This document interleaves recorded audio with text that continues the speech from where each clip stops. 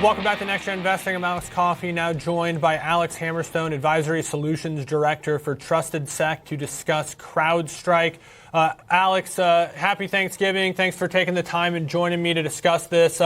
This has been one of the bigger stories of 2024, of course, the volatility and all that has surrounded CrowdStrike. But the earnings, what did you make of them? Obviously, the market saw them as lackluster, I guess, with this $20 decline. But did you have the same takeaway? Not necessarily. I think if you look at the retention, I think it's impressive. There was a lot of talk, following the outage, a lot of concern that they're going to lose business, and it looks like they're hanging on. And so I think it's just it's a product that people are very happy with. It's going to continue to do well, in my view. Alex, one of my colleagues by the name of Kevin Hinks, I sit next to him here in the office. We chat a lot. His first thought was when all this happened in July was, hey, this is bad news, sure, but all this did is just inform, people like himself how important CrowdStrike was, that a company that was relatively unknown to so many, unless they were kind of in this world, could have that large of an impact because of its relationship with a company like Microsoft. Is that a way that we could kind of, in hindsight, look at this? Is, CrowdStrike, yeah, they made a misstep, but they also just told the world, hey, how important their particular product is to everyday, IT. I think that's absolutely a good way to look at it. And if you look at really the cybersecurity industry, it's been interesting lately.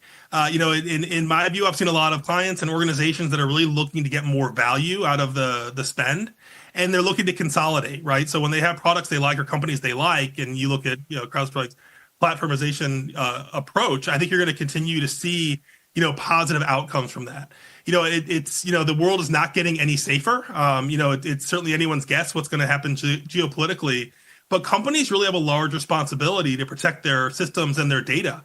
And companies that are able to do that and to help with that, I think, are going to continue to do well. And certainly CrowdStrike is out there and in a lot of organizations, as we saw during that outage. And is that the other piece, too, which is that this was like a self-inflicted outage? It wasn't some sort of breakdown of the technology and a breach where a major customer lost a bunch of information, like we have seen with some of its peers at times. Do you think that actually kind of changes how investors looked at this in hindsight, but also, most importantly, how the customers of the firm actually view their relationship with CrowdStrike? Like, are we really seeing a bunch of switching? Are we seeing companies demanding, cheaper deals? Or is this just one where they're like, hey, we need your technology. Try not to do that again? I think anecdotally, anecdotes are not data, but I'm certainly hearing from a lot of, people that I know in the industry that they are, using this as a negotiating chip, right? I mean, It's kind of like if you go to a restaurant and, you don't necessarily love your meal this time, you'll be back to the restaurant, but you're going to ask for a coupon. So seeing that, but I think, if you look at the difficulty of switching providers and everything else that goes into it, I think we're going to see a lot of companies stick with them.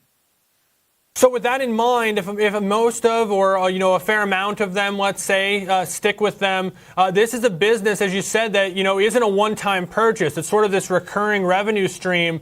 I'd imagine that just how we've seen software companies be appreciated by the market in the past. If you got a service, it's a growing service, but also you got a recurring revenue stream from existing consumers. That's been a win-win for investors. They can kind of project out what the numbers will look like, but also it's a steady cash flow. Absolutely, and especially when the retention's as high as it's been. That annual recurring revenue it's really the holy grail out there for these companies.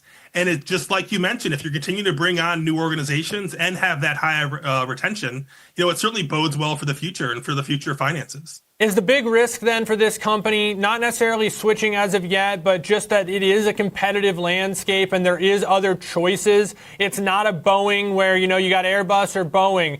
It's not, in the case of, NVIDIA's got a delay. Well, no one's else making NVIDIA chips, something like that.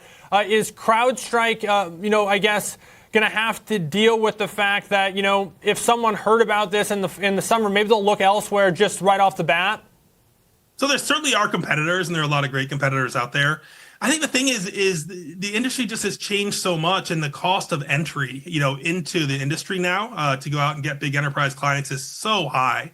Where a decade ago, it was much easier for people to kind of have a startup. So I think that, these larger companies, as the industry continues to mature, they're going to maintain their hold on the market and their customers. Good stuff. Hey, I appreciate the breakdown, the setup for the industry and sector as a whole. Alex Hamerstone, it was a pleasure. You have a great Thanksgiving holiday, and thanks for taking the time here today.